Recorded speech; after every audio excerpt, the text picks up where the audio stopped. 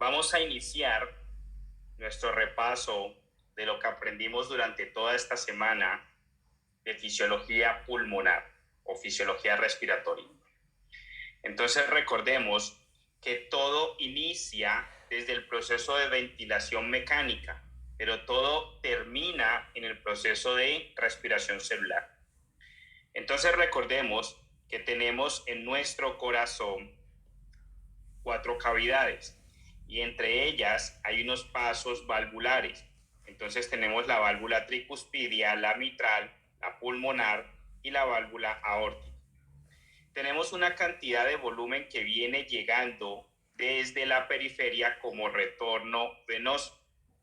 Ese retorno venoso en algún momento va a pasar hacia el pulmón a través de la arteria pulmonar. Entonces pasa hacia el pulmón, en donde hace un intercambio gaseoso y se oxigena.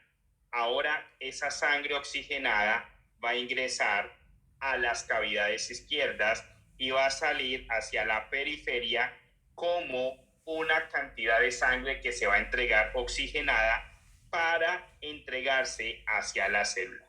Entonces imaginemos que aquí se ha entregado a la célula. Entonces ese oxígeno, así como le está ingresando a la célula, también le está ingresando glucosa. Cuando esa glucosa y ese oxígeno entran a la célula, van a generar unos procesos. Recuerda que la glucosa, en el paso a convertirse a piruvato en el espacio citosólico, se denomina glicólisis. Esa glicólisis básicamente está permitiendo la generación de piruvato, pero después ese piruvato tiene que buscar meterse a una organela que denominamos la mitocondria.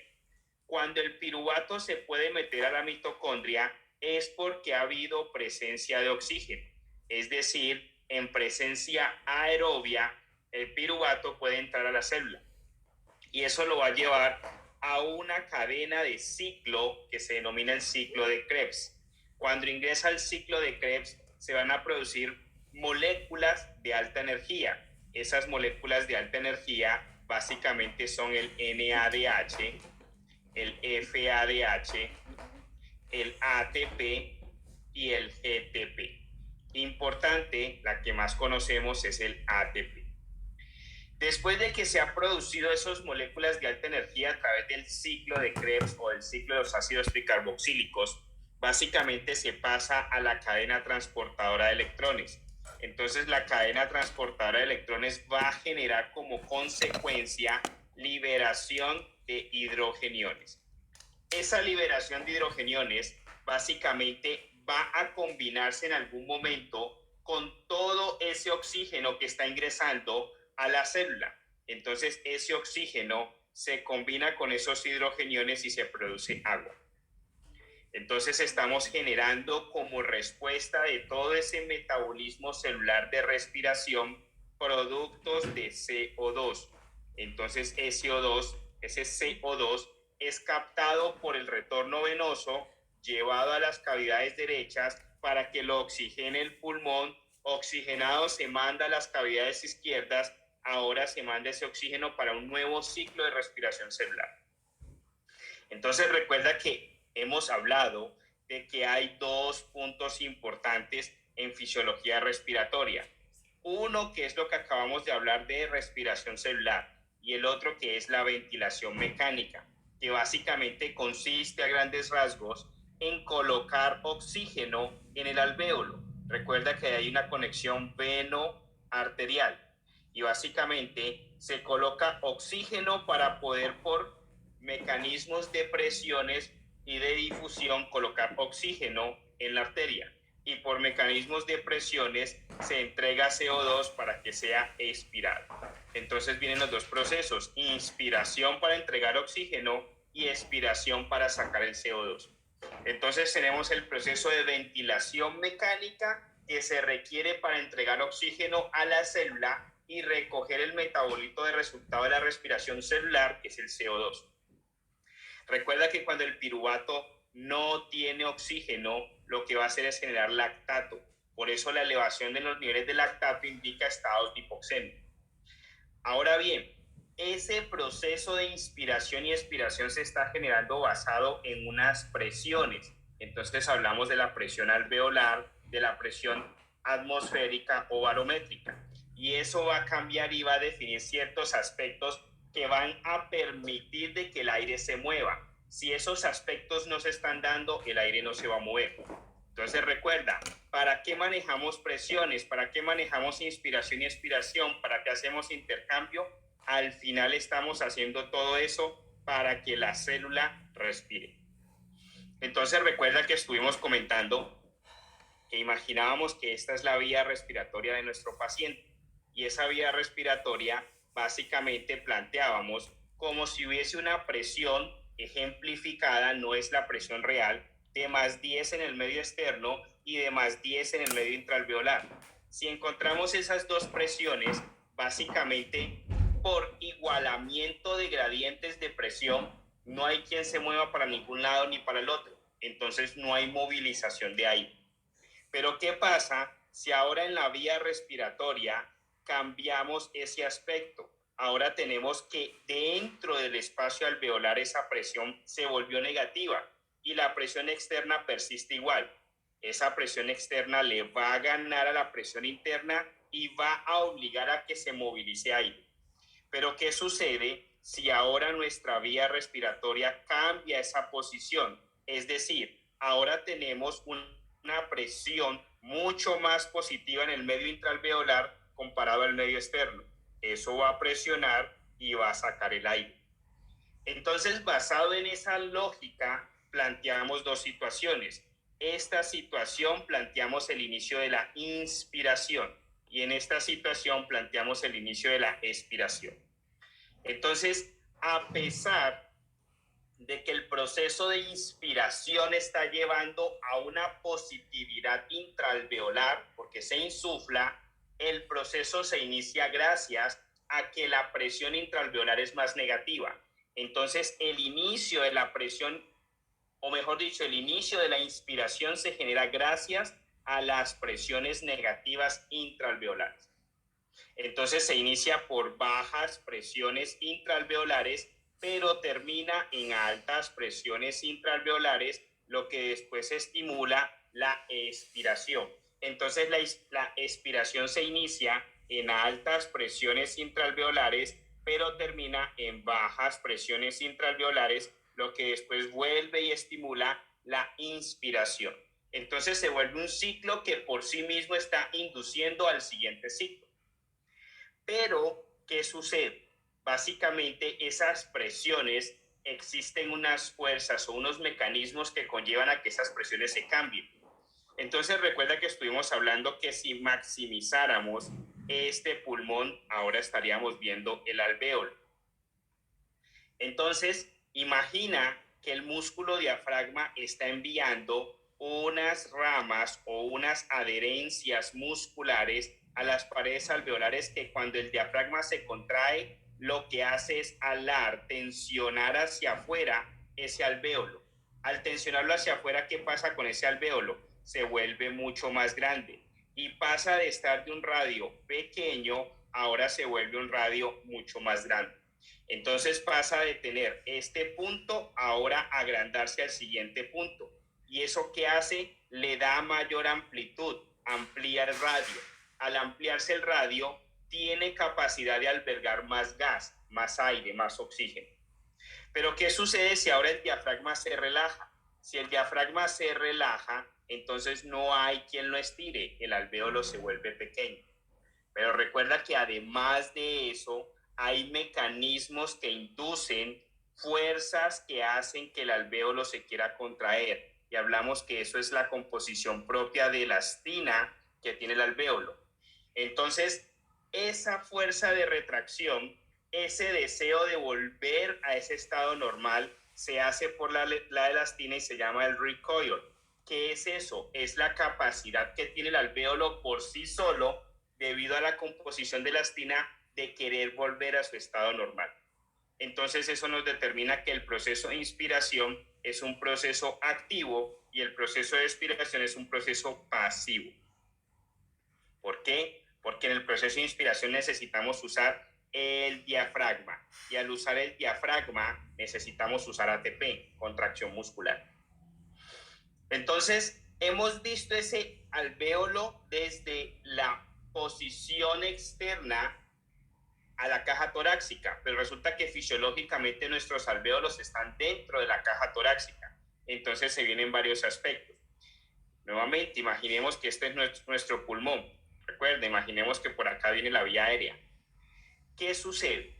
Ese alvéolo en realidad está dentro de una caja torácica, pero ese alvéolo también está tapizado o está en relación con una pleura. Entonces, esto en rojo es la pleura, en amarillo es la caja torácica y en verde es el alvéolo. La caja torácica tiene unas fuerzas que estimulan a que se abra. Entonces, la caja torácica está estimulando apertura. El alvéolo, debido a la elastina, está estimulando cierre por el recoil. Recuerda que además de eso, el alvéolo está tapizado de agua. Entonces, las moléculas de agua están buscando atracción una entre otra. Al buscar atracción una entre otra, las fuerzas de tensión o la superficie de tensión generada por las moléculas de agua generan intento de cierre del alvéolo. La pleura está ejerciendo una fuerza para tratar de mantener abierto, pero esa presión se disminuye cuando el alvéolo se distiende. Entonces, imagínate que el alvéolo se empezó a distender, entonces ahora comprime la pleura. Y la pleura, en vez de estar en esta posición, ahora tiene que bajar para volverse menor en presión. Entonces, en inspiración, la presión pleural cae.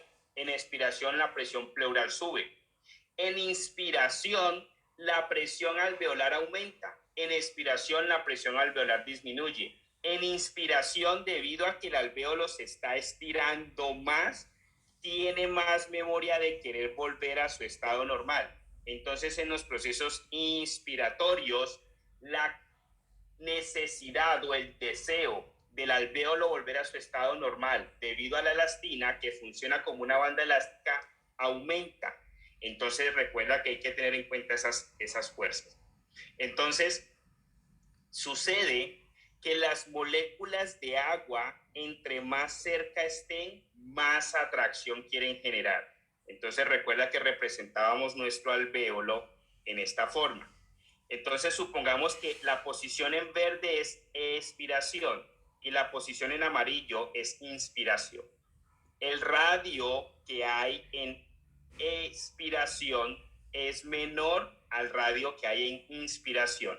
Entonces esto es expiración, esto es inspiración. ¿Qué sucede? Supongamos que aquí hay una molécula de agua y aquí hay otra molécula de agua. Aquí hay una molécula de agua y aquí hay otra molécula de agua. Recuerda que las moléculas de agua tienen mayor atracción entre sí entre más cerca estén. ¿En qué posición respiratoria las moléculas de agua están más cerca? En la expiración. Entonces, en la expiración se nos aumenta la tensión de superficie. Entonces, en expiración se quiere colapsar más el alvéolo por la tensión de superficie. En cambio, cuando está más estirado, en inspiración, se aumenta el recoil. Es decir, que cuando tenemos inspirado, inflado, insuflado el alvéolo, más se quiere retraer, pero por las fuerzas de la elastina. Pero cuando está en expiración, es decir, cuando el alvéolo empieza a perder presión, hay más necesidad o más deseo de colapsar ese alvéolo por las fuerzas de tensión de superficie. Entonces definimos que cuando ese alvéolo se está expirando, es decir, está perdiendo presión intraalveolar, tenemos una fuerza importante que nos quiere colapsar el alvéolo. Además, a pesar de que es mayor en la inspiración, pero la expiración también puede verse afectada por el recoil, tenemos fuerzas importantes que nos quieren colapsar el alvéolo. ¿Qué evita que ese alvéolo no se colapse? Entonces nos aparecen dos fuerzas que no permiten que se colapse. Una es el volumen residual y otra es el surfactante. Entonces recuerda, cuando ese alvéolo se está contrayendo, porque se insufló tanto que se activó ese recoil, que es esa memoria de banda elástica de volverlo a su estado normal. Entonces este alvéolo ya se quiere colapsar. Imagínate que su estado normal era este y su estado de insuflación es en rojo. Entonces en azul el alvéolo ya se quiere colapsar. Entonces imagina que de inspiración máxima se fue a estado normal por el recoil, por la elastina, pero ahora como se acercaron las moléculas de agua, se va a esta posición que es casi de colapsamiento. Pero ¿qué evita que no se colapse? Tiene que haber una fuerza que contrarreste esas dos fuerzas que vienen en contra para colapsarlo. Entonces actúa el volumen residual y el surfactante. Entonces el surfactante es como el aceite contra el agua, lo rechaza, evita que se genere ese colapsamiento. Entonces recuerda que ese volumen residual es una cantidad de volumen que se recambia por obvias razones, pero que siempre hay una cantidad de aire que está ahí, que nunca va a dejar de estar ahí, que si dejara de estar ahí haríamos una telectasia, nos colapsaría. Entonces es importante que tengamos en cuenta el volumen residual y el surfactante como fuerzas que evitan que se colapse. Otras fuerzas que evitan que se colapse, que están estirando hacia afuera, son las mismas fuerzas de la caja torácica y son las mismas fuerzas que se generan cuando estamos haciendo presión alveolar, básicamente la inspiración. Entonces es importante tener en cuenta eso para efectos de entender posteriormente patologías obstructivas y restrictivas. Recuerda que la fuerza de superficie o la tensión de superficie que está dada por el agua es mayor cuando estamos en expiración. ¿Por qué? Porque las moléculas están más cerca. Entonces, eso toma bastante importancia en el entendimiento de fisiología respiratoria y nos va a apoyar mucho cuando estemos viendo patología respiratoria en patologías restrictivas y obstructivas. Entonces, tengamos en cuenta esas fuerzas que siempre están actuando. No olvides, cuando inspiramos, básicamente, esa inspiración grande, lo representamos en rojo. Estamos comprimiendo mucho más esa pleura. Entonces la presión pleural cuando cae en inspiración, cuando sube la presión pleural en expiración. Y eso lo representamos en dos gráficas. Entonces recuerda que esto es una gráfica y esta es otra gráfica. Y tratamos de hacerlo un poco didáctico dividiendo la misma gráfica en dos puntos. El primer punto es la inspiración, el segundo es la expiración. Inspiración, expiración. Entonces recuerda que representábamos en uno la presión alveolar y en el otro la presión pleural. Entonces no lo olvides, imagina esa gráfica pero desde el punto de vista del dibujo sencillo.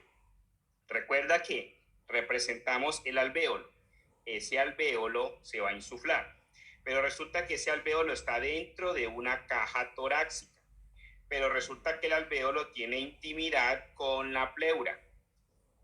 Entonces, ¿qué sucede?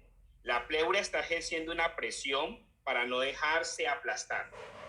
Pero ¿qué sucede si inspiramos? Si inspiramos, ese alvéolo ya no va a estar en esa posición, sino que se va a agrandar. Va a hacer esto, va a comprimir la pleura. Por lo tanto, la pleura ya no va a estar en esta posición.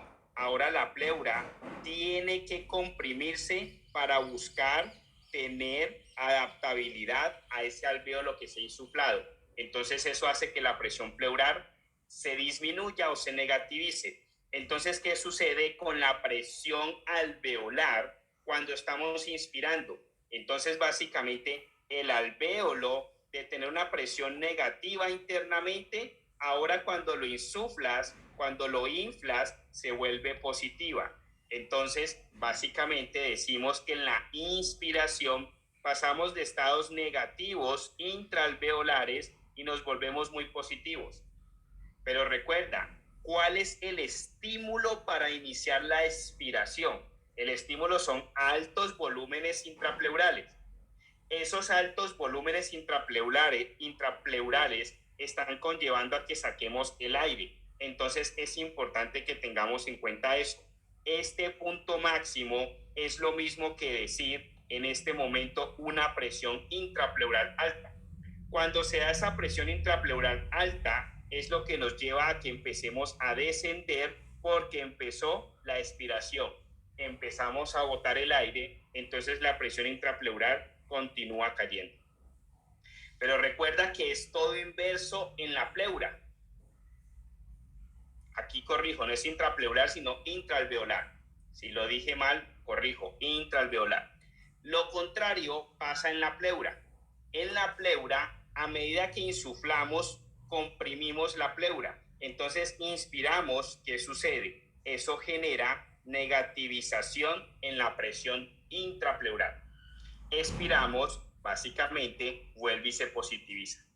Entonces, la inspiración, que está estimulada por presiones intraalveolares negativas, se estimula secundario a que permite la entrada de aire, y en ese punto ya la presión intraalveolar se volvió positiva. Pero se volvió tan positiva, no lo olviden, empieza a volverse tan positiva que ahora le ganan presión a la presión externa. Entonces eso estimula la expiración, a que empiece a salir aire. Entonces empieza a salir aire. Y la presión intraalveolar, no lo olviden, intraalveolar, no intrapleural, se empieza a negativizar. Pero cuando inspiramos, la pleura se comprime. Al comprimirse, entonces la presión intrapleural se vuelve más negativa. Entonces, entre más insuflado esté el alvéolo, más comprimida está la pleura, por lo tanto, más negativa se hace su presión.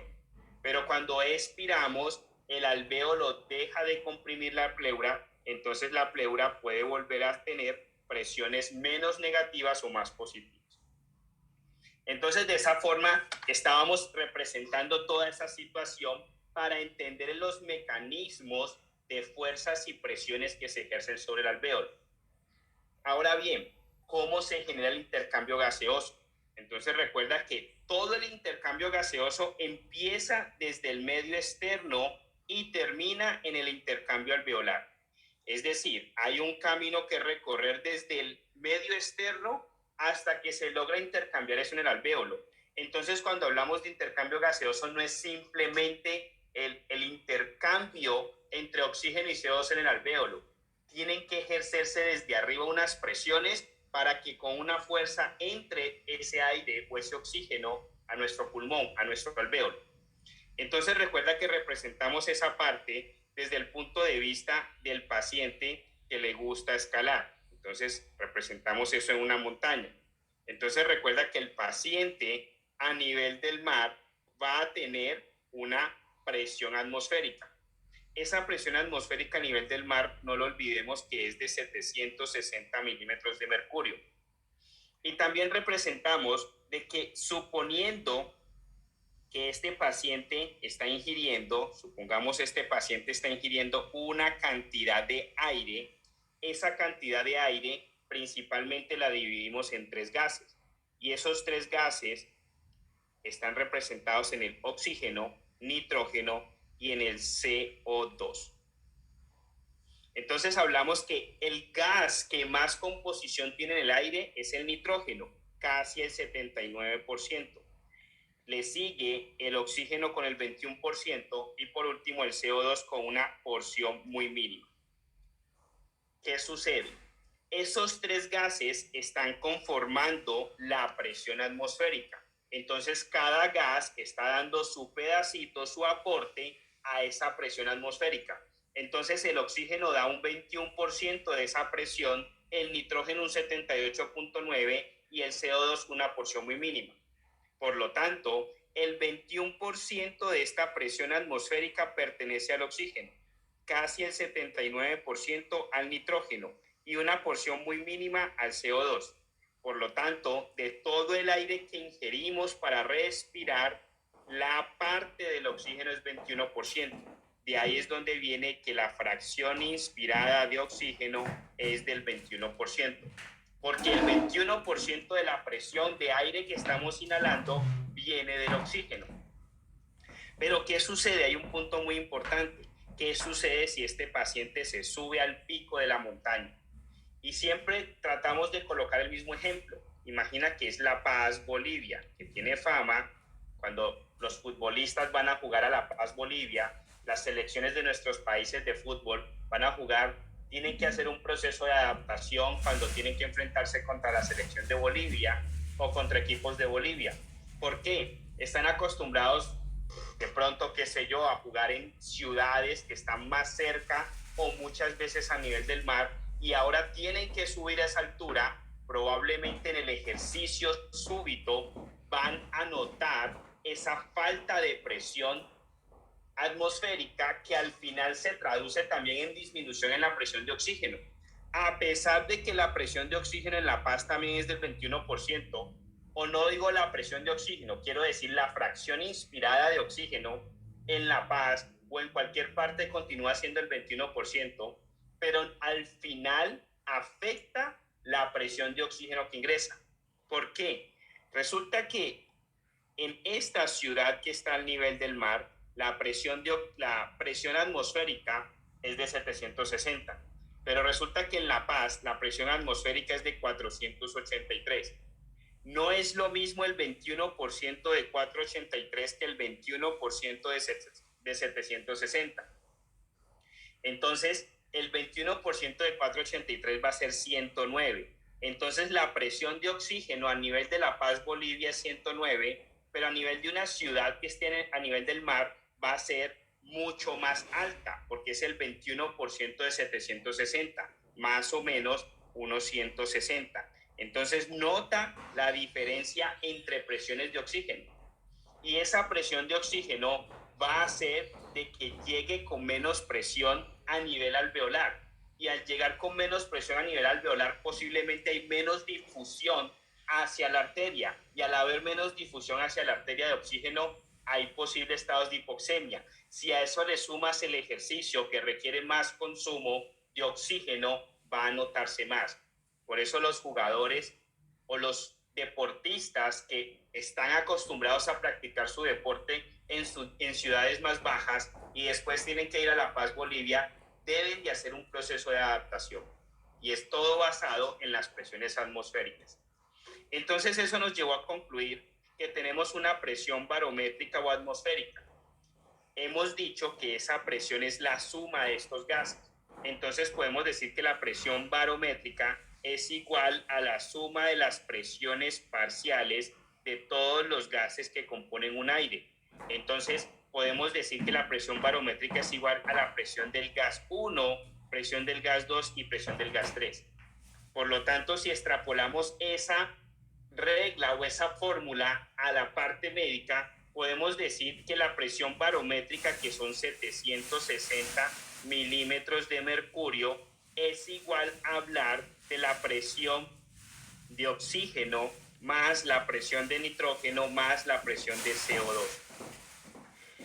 También podemos extrapolar las presiones de un gas. Entonces podemos decir que la presión parcial del gas X es igual a la presión barométrica multiplicado por la fracción inspirada del gas X.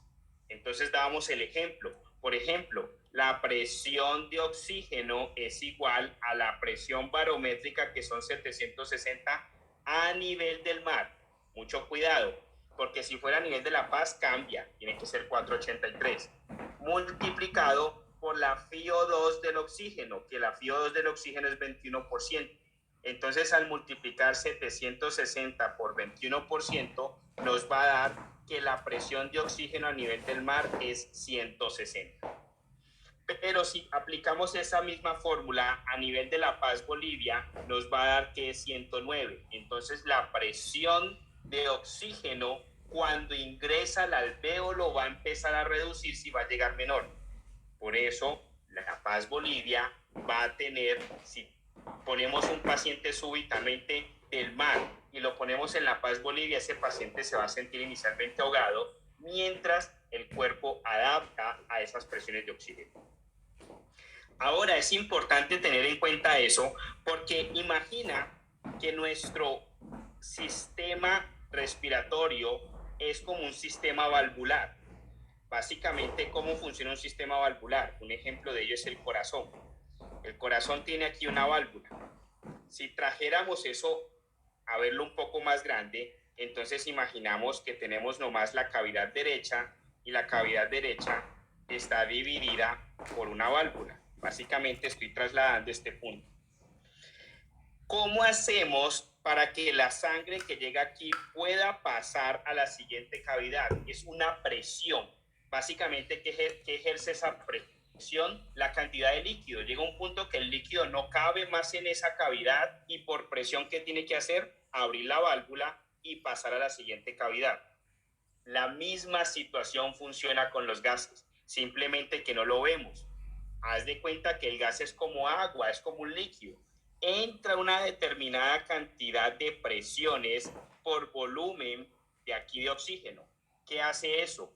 Haz de cuenta que va funcionando como un sistema de válvulas. Aquí hay algo que lo está presionando y poco a poco lo va bajando debido al volumen de oxígeno que se está generando por la presión atmosférica con la que viene desde la inhalación. Entonces llega un punto que se acumula aquí y la presión es tan alta a nivel alveolar que le gana a la presión de oxígeno que hay a nivel arterial. Entonces se pasa. Entonces es importante entender que para poder difundir un gas y hacer intercambio a nivel alveolar, todo depende del medio externo para que meta por presión ese oxígeno al alvéolo.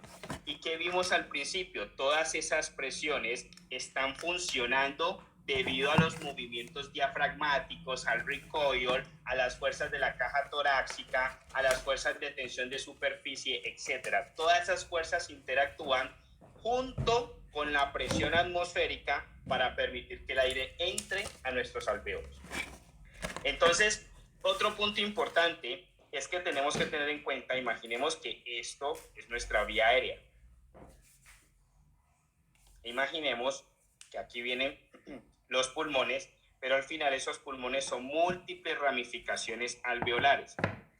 ¿Qué sucede? Primer punto, tuvimos que tener en cuenta la presión atmosférica. Esa presión atmosférica manda el oxígeno en una porción del aire, que es el 21%, con una presión de oxígeno.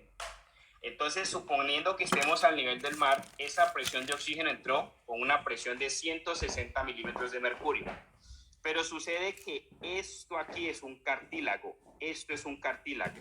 Eso no va a permitir intercambio gaseoso. Como no va a permitir intercambio gaseoso, la presión se va perdiendo. Es algo lógico. Colócale o ponle aire a la llanta de tu carro. Tú le colocas 35 psi, que es como se miden las presiones en el aire de las llantas del carro.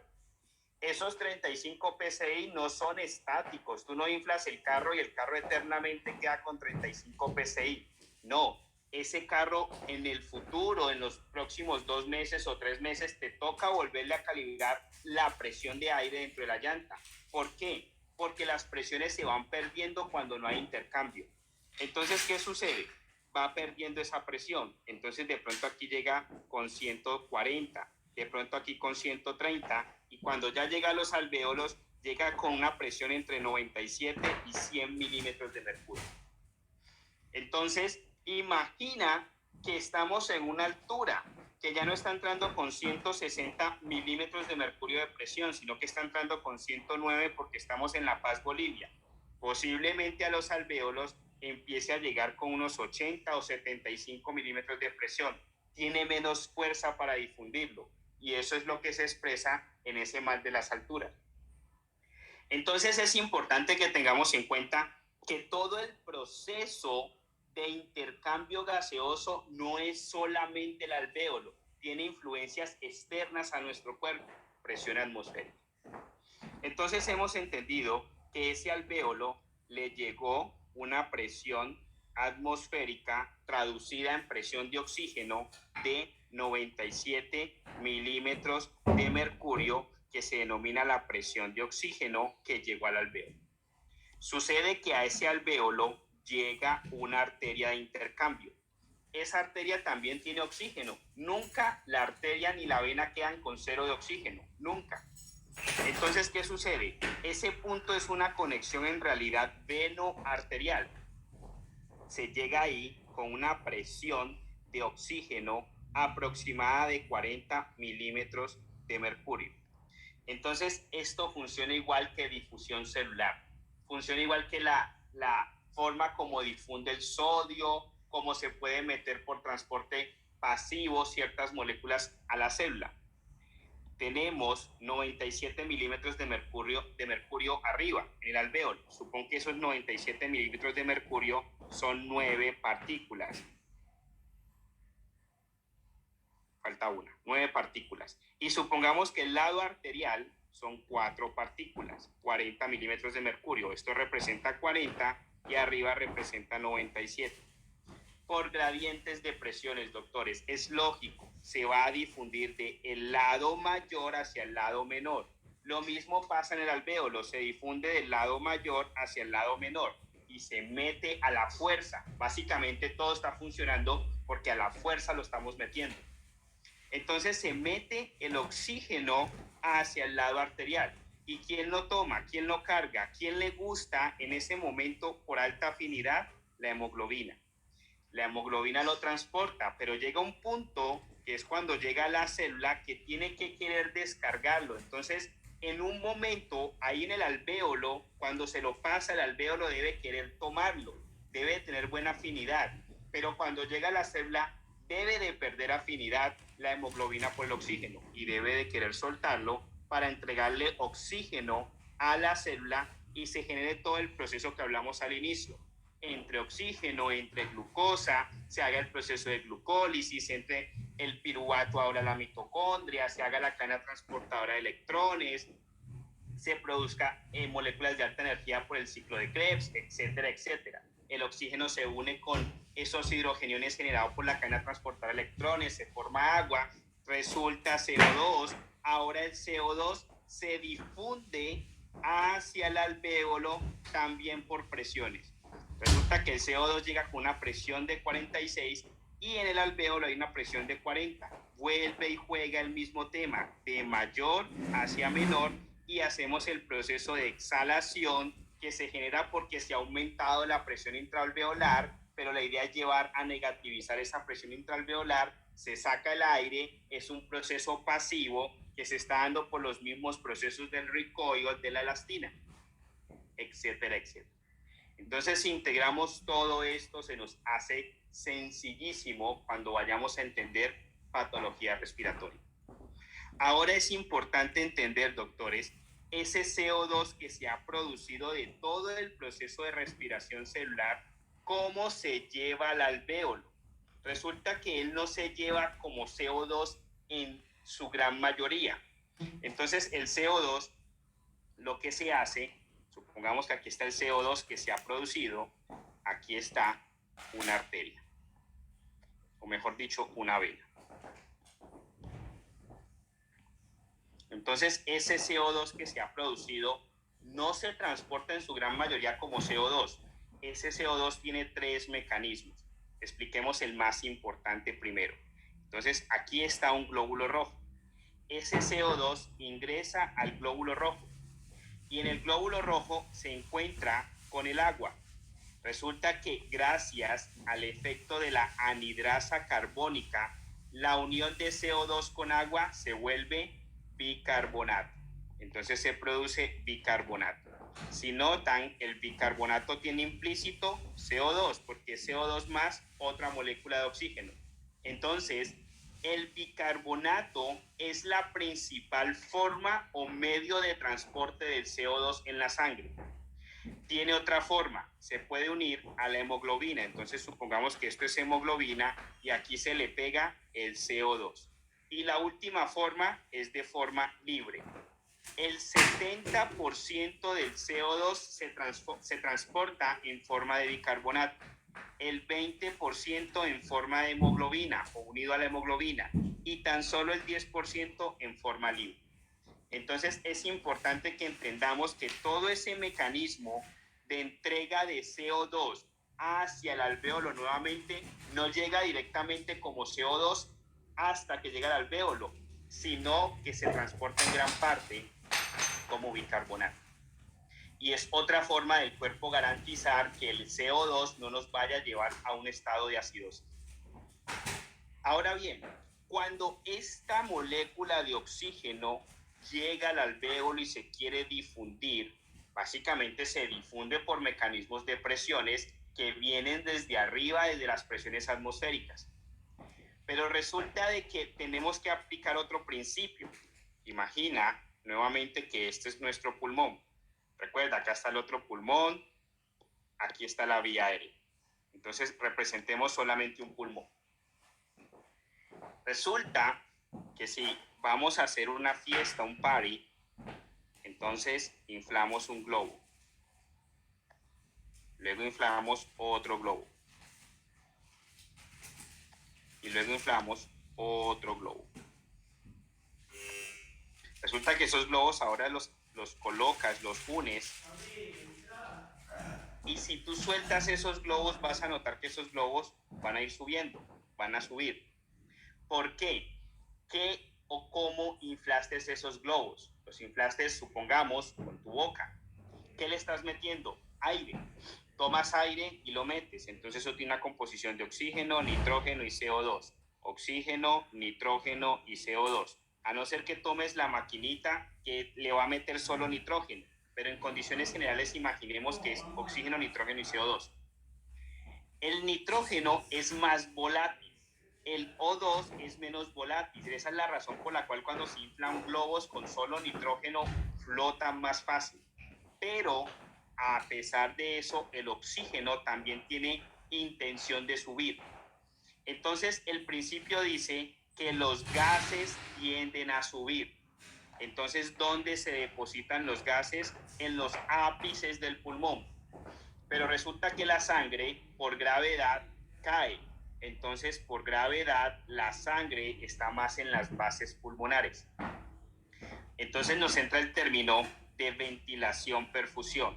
Ventilación y perfusión lo representamos con la. Entonces, la ventilación es excelente en los ápices. La perfusión es excelente en las bases. Pero resulta que nosotros no podemos depender solamente de ventilación o solamente de perfusión. Necesitamos los dos.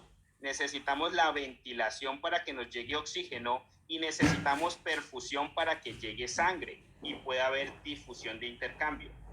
Entonces, el dilema, el problema que tenemos aquí es si hay ventilación arriba pero no hay perfusión y hay perfusión abajo pero no hay ventilación, moriríamos, no hay cómo hacer difusión. Entonces, fisiológicamente en teoría se divide el pulmón en tres zonas, zona 1, zona 2 y zona 3. Los ápices, la zona media y las bases.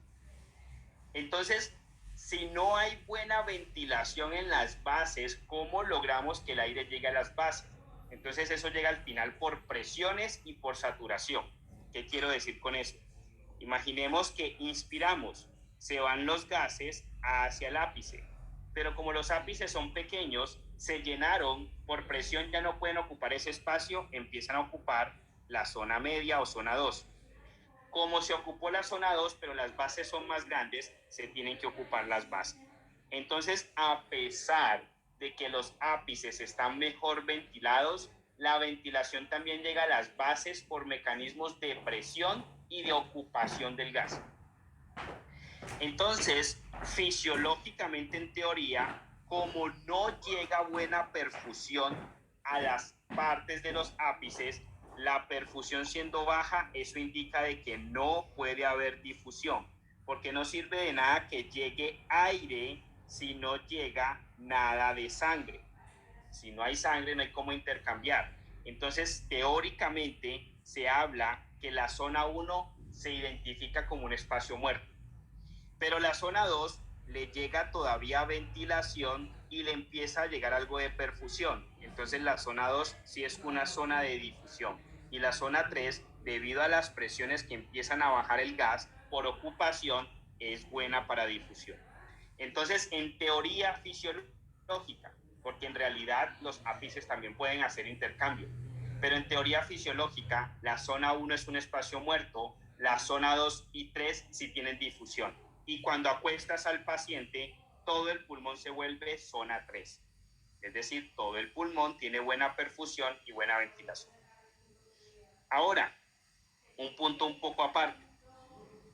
Imagina que tenemos hipoxia. Entonces hay dos respuestas separadas a la hipoxia. Una es la circulación pulmonar y otra es la circulación sistémica. La circulación sistémica responde frente a los estados de hipoxia con vasodilatación. En cambio, la circulación pulmonar responde frente a los estados de hipoxemia con vasoconstricción. Y esto es una pregunta fija de examen. Cuando estamos en estados de hipoxemia, al pulmón se le genera vasoconstricción. Ahora, ¿qué sucede si nosotros alteráramos esa relación ventilación-perfusión? Entonces pueden aparecer patologías. Entonces explicábamos, por ejemplo, imagina que tenemos un alvéolo en donde básicamente se ha generado un taponamiento de moco o un taponamiento de secreciones, se disminuye la ventilación. Entonces afectamos la relación ventilación-perfusión. ¿En dónde podemos ver eso? En las patologías obstructivas. Ahora imaginemos que tenemos un alvéolo en el cual se le ha empezado a acumular líquidos en el espacio de intercambio entre la arteria y el alvéolo. Entonces a ese oxígeno que le está llegando aquí le va a quedar más difícil difundir. Entonces se altera la relación ventilación-perfusión. Eso en donde se ve en el síndrome de distrés respiratorio del adulto. Ahora imagina que a ese paciente le ha dado una embolia pulmonar. Básicamente un coágulo se le está formando aquí. Ese paciente no perfunde, no le llega sangre a las zonas de intercambio a pesar de que está ventilando adecuadamente. Entonces se altera la relación ventilación-perfusión. Ahora imagina que este paciente está en cuidados intensivos y el intensivista sobredistiende ese alvéolo y ahora comprime la arteria que estaba pasando por ahí. ¿Cómo sobredistendemos ese alvéolo bajo ventilación mecánica? Aumentando la presión al final de expiración, el PIP. Entonces, como se aumenta tanto el PIP, se comprime la arteria de intercambio, el vaso en donde se va a intercambiar, y producimos un mal flujo. Al producir un mal flujo en la zona de intercambio, actúa muy parecido al tromboembolismo pulmonar, se altera la perfusión, entonces dañamos la relación ventilación-perfusión. ¿Qué pasa si un paciente está en paro cardiorrespiratorio? Este es el alvéolo, esta es la arteria de intercambio. Paciente en paro cardiorrespiratorio no ventila, no perfunde. ¿Por qué? Si está en paro cardiorrespiratorio es porque el corazón está parado, no tiene la capacidad de bombeo. Al no tener la capacidad de bombeo, no va a llegar perfusión a la zona de intercambio. Como está en paro cardiorrespiratorio, no hay mecanismos de liberación de ATP, no hay contracción muscular, no hay contracción diafragmática, no hay cómo generar fuerzas de entrada de oxígeno. Entonces, por esa razón, intubamos y damos compresiones para generar movilidad en las áreas de perfusión y para generar volumen de entrada de oxígeno. ¿Qué pasa si un paciente está en edema pulmonar? Entonces recordemos, este es el alvéolo, ahora el alvéolo se está llenando de agua, de líquidos, edema pulmonar. ¿Qué sucede con el área de intercambio? No puede llegar el oxígeno, entonces alteramos la relación ventilación-perfusión. Si a esto le suma todo lo que hemos aprendido respecto a fuerzas, presiones, eso va a ser más sencillo.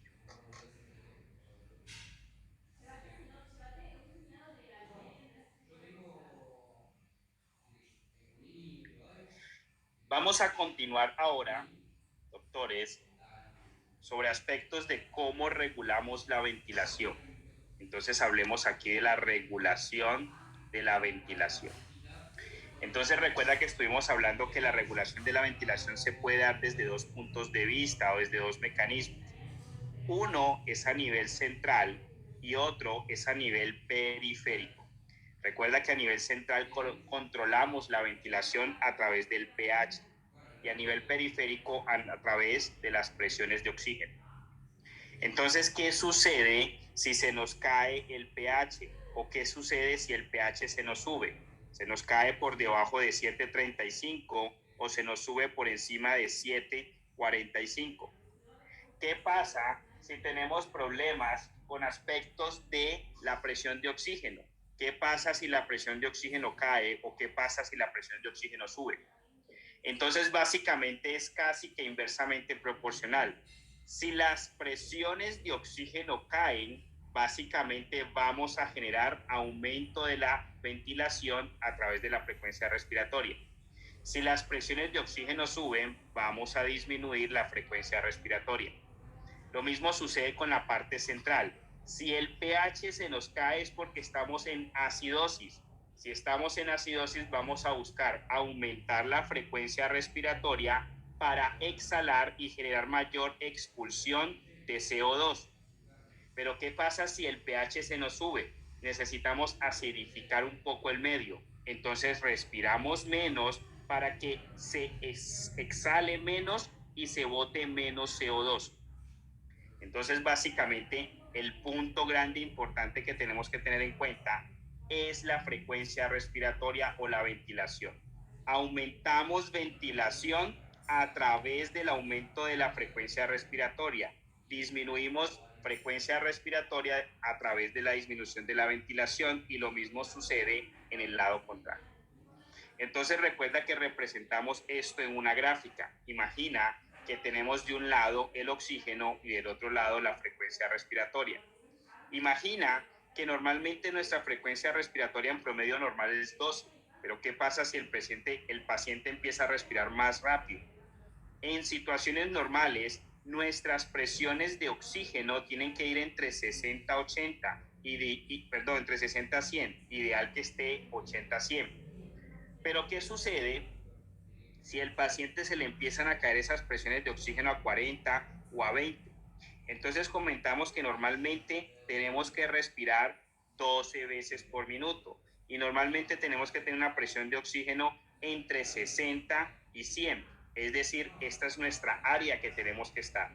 Pero ¿qué sucede si el paciente de un momento a otro empieza a caérsele sus presiones de oxígeno? Tiene que compensar respirando más rápido. Entonces, respiramos más rápido porque las presiones de oxígeno están cayendo. Entonces, las presiones de oxígeno están cayendo, tenemos que respirar más rápido. Es una forma de compensar la ventilación de acuerdo a cómo están las presiones de oxígeno o de acuerdo a cómo están el pH. Ahora bien, eso se asocia mucho el tema del pH, que lo hablamos aquí respecto a la acidosis o respecto a la alcalosis, con la curva de disociación del oxígeno por la hemoglobina. Entonces recuerda, tenemos una curva que normalmente, represento aquí en rojo, es sigmoidea. Pero resulta que hay factores que pueden generar que la curva se desplace hacia la izquierda o podemos tener factores que generan que la curva se desplace hacia la derecha. No lo olvides, todo lo que desplace la curva de disociación del oxígeno por la hemoglobina hacia la izquierda disminuye la descarga porque se aumenta la afinidad.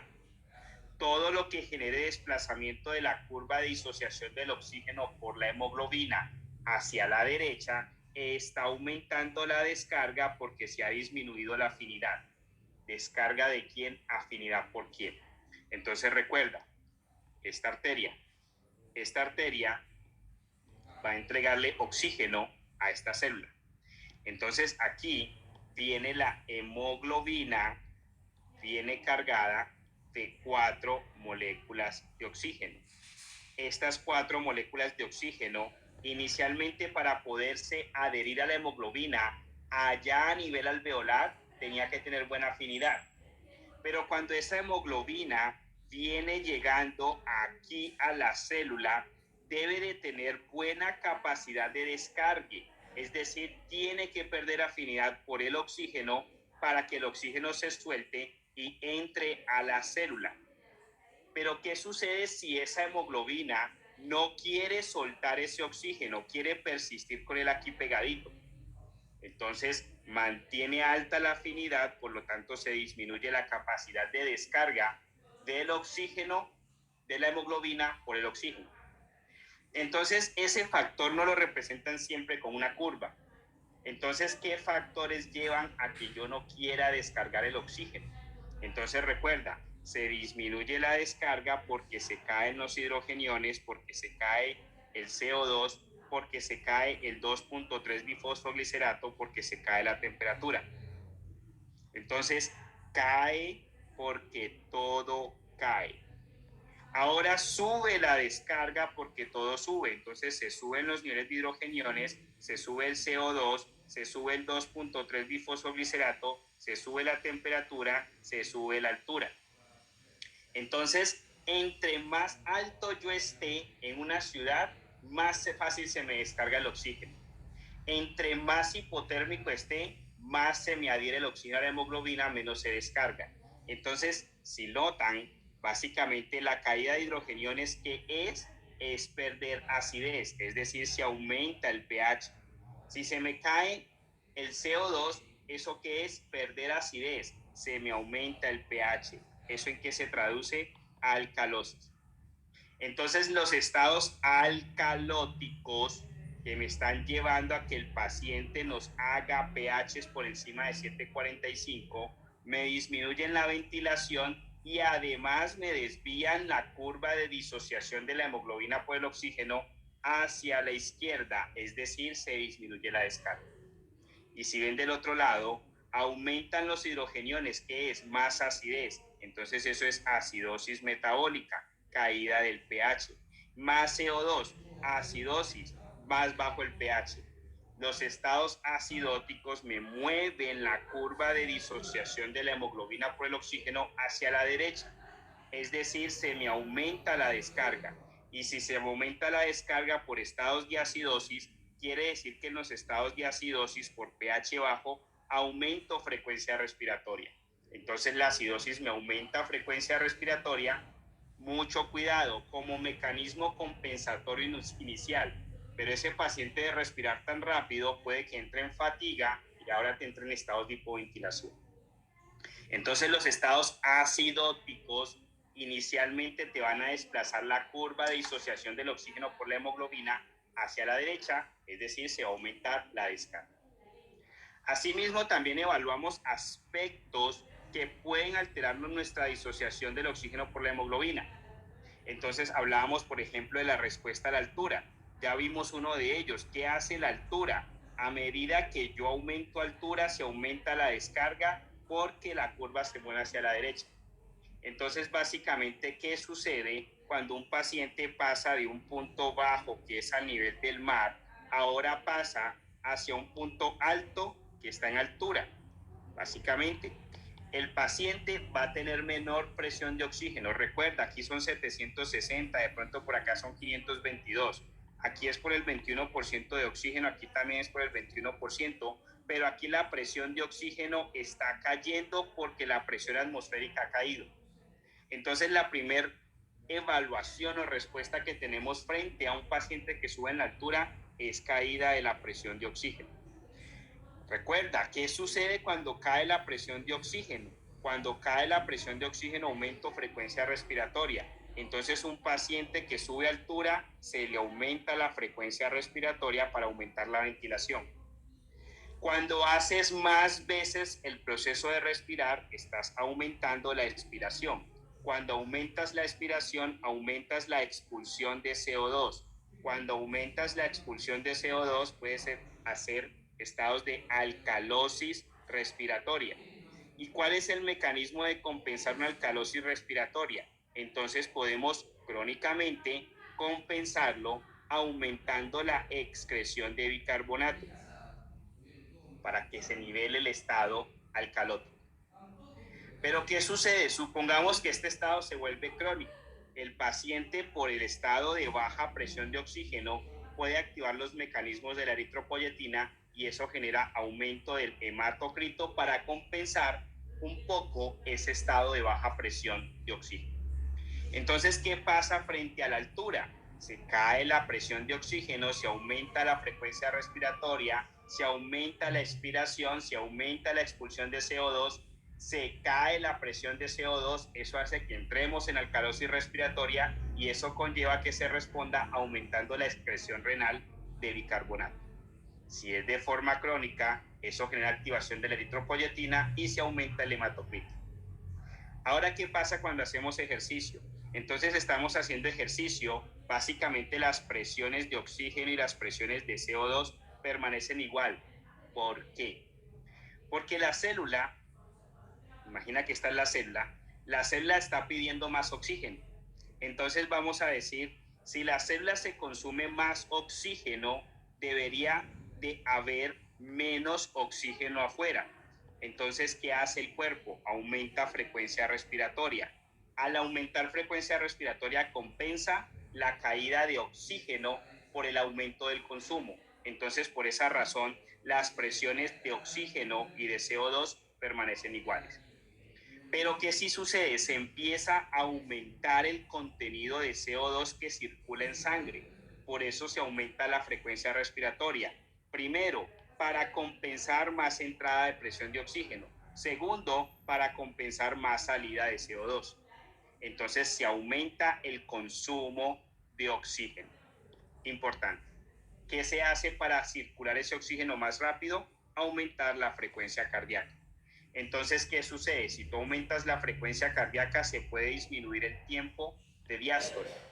Pero si aumentas frecuencia cardíaca, estás poniendo a movilizar más rápido el flujo. Entonces se aumenta el flujo y al aumentarse el flujo se aumenta la filtración y al aumentarse la filtración se aumenta la tasa de filtración glomerular. Importante. ¿Qué pasa con un paciente que nos hace anemia?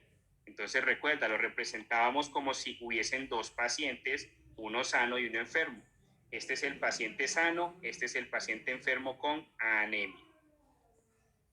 Entonces imagina, y dábamos la suposición de que la concentración de hemoglobina normal son 6 moléculas, y supongamos que este paciente nomás tiene 4. Entonces el paciente aquí tiene 6, este tiene 4.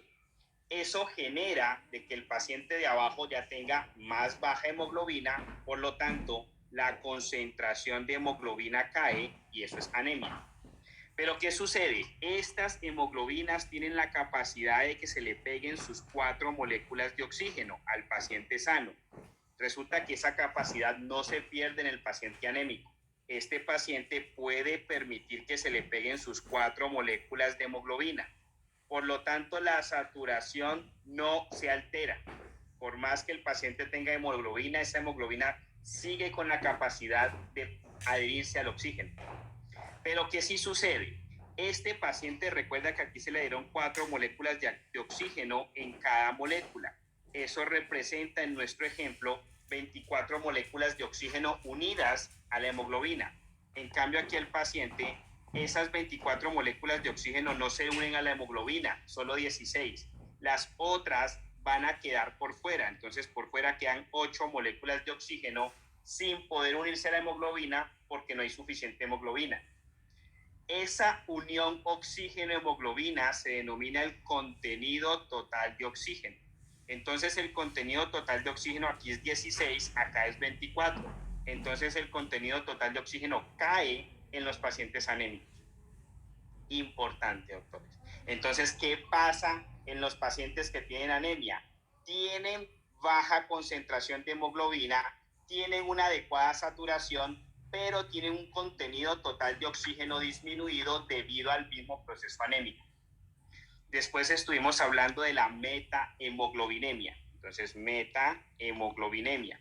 Recuerda que la hemoglobina está conformada de 3 moléculas importantes. Entonces, hablamos que esas 3 moléculas, una es la protoporfirina, otra es la globina y otra es el hierro. Las 3 juntas forman la hemoglobina.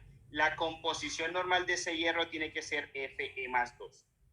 Si por alguna razón ese hierro se vuelve Fe+3, a eso es lo que llamamos metahemoglobinemia. Cuando la hemoglobina está conformada por un hierro Fe+3, eso hace que el oxígeno se adhiera mucho más fuerte. Al adherirse mucho más fuerte, ha aumentado la afinidad, pero ha disminuido la descarga. Entonces la curva de disociación del oxígeno por la hemoglobina se mueve hacia la izquierda, porque lo que mueve hacia la izquierda disminuye descarga. ¿Cómo se tratan estos pacientes? Se les da azul de metileno o se les puede dar vitamina C que induce la conversión de Fe+3 hacia Fe+2. ¿Qué puede causar la metahemoglobinemia? La dapsona, pregunta de examen, los nitritos o los nitratos. Importante. Ahora, hablamos después de la carboxihemoglobina. Recuerda, no vas a confundir carboxihemoglobina con la del CO2. Monóxido de carbono es la de carboxihemoglobina. Entonces, ¿qué causa esto? Recuerda, el paciente dejó el carro prendido, carro encendido, o el paciente está en un incendio, o el paciente tiene calentadores sistémicos generales de la casa obsoletos o muy viejos. Esto puede generar aumento en las concentraciones de monóxido de carbono. Y resulta que el monóxido de carbono tiene más afinidad por la hemoglobina en comparación al oxígeno. El tratamiento es darle a estos pacientes oxígeno con una fracción inspirada de oxígeno al 100%. Y por último, en esa parte hablamos de el cianuro. Entonces recuerda que el cianuro básicamente está parecido a la cianocobalamina. Y recuerda que la cianocobalamina es vitamina B12. Entonces, ¿en dónde los pacientes pueden intoxicarse con cianuro? Aparte de que se lo puedan dar como envenenamiento, en los incendios. ¿Qué se le hace al paciente? En el cianuro hay algo que podemos hacer induciendo metahemoglobinemia. ¿Qué produce metahemoglobinemia? Los nitritos. Entonces, al paciente con intoxicación por cianuro se le pueden dar nitritos para llevarlo a estados de metahemoglobina y sacarlo del estado de la intoxicación por cianuro. También se le puede dar tiosulfatos o también se le puede dar B12 porque por tener una composición parecida compite y quita la intoxicación por cianuro. Importante, doctores. Entonces esos son, digamos, aspectos fisiopatológicos que pudiesen evaluarnos en fisiología. Ahora, por último, importantísimo, doctores, tienen que tener muy claro espirometría. Entonces recuerda, paciente inspira, expira, inspira, expira, inspira, expira. Es lo que hacemos todos los días. Ahora le dices al paciente, por favor, tómame una respiración profunda, profunda hasta que no puedas más. Inspiración forzada. Ahora le dices al paciente, por favor, haz una exhalación, bota todo el aire que puedas. Expiración forzada. Y vuelve el paciente, inspira, expira, inspira, expira. Entonces ahí nos aparecen 4 volúmenes y 4 capacidades. Entonces ese proceso de inspirar y ese proceso de expirar se denomina volumen tidal. Ese proceso de decirle al paciente toma aire hasta que más no puedas, que es una inspiración forzada, se denomina volumen inspiratorio de reserva. Ese punto donde le dices al paciente bota todo el aire hasta que más no puedas, se denomina volumen expiratorio de reserva. Entonces tenemos el paciente que puede tomar todo el aire posible, que puede botar todo el aire posible o que respira normalmente. Pero sucede que siempre tenemos un volumen de aire que nunca usamos. Ese volumen de aire que se recambia, pero que siempre está allí, se denomina volumen residual. El volumen residual es una de las fuerzas que tiene el alvéolo para evitar el colapsamiento durante la expiración, que está apoyada para colapsarse más por la tensión de superficie. Entonces tenemos un volumen, 2 volúmenes, 3 volúmenes, 4 volúmenes. Entonces tenemos 4 volúmenes. Ahora las capacidades. ¿Qué son las capacidades? Las sumas de volúmenes. Entonces la primera, la capacidad inspiratoria. Entonces su propio nombre lo dice, inspirar. ¿Desde dónde inspiramos? Desde aquí hasta aquí. Es decir, desde aquí que tú le puedes decir al paciente, toma una inspiración forzada. De aquí para abajo está expirando. Entonces la capacidad inspiratoria es el volumen inspiratorio de reserva más el volumen tidal. Ahora tú le dices al paciente, expira. Entonces puedes medir la expiración desde que el paciente está botando el aire. Entonces básicamente todo este punto más lo que le queda en el pulmón al paciente es la capacidad residual funcional. Van dos capacidades. Ahora tú puedes sumar todo sin contar la reserva, el residuo que le queda dentro del paciente. Entonces es todo esto, pero sin contar el volumen residual. Eso se denomina capacidad vital.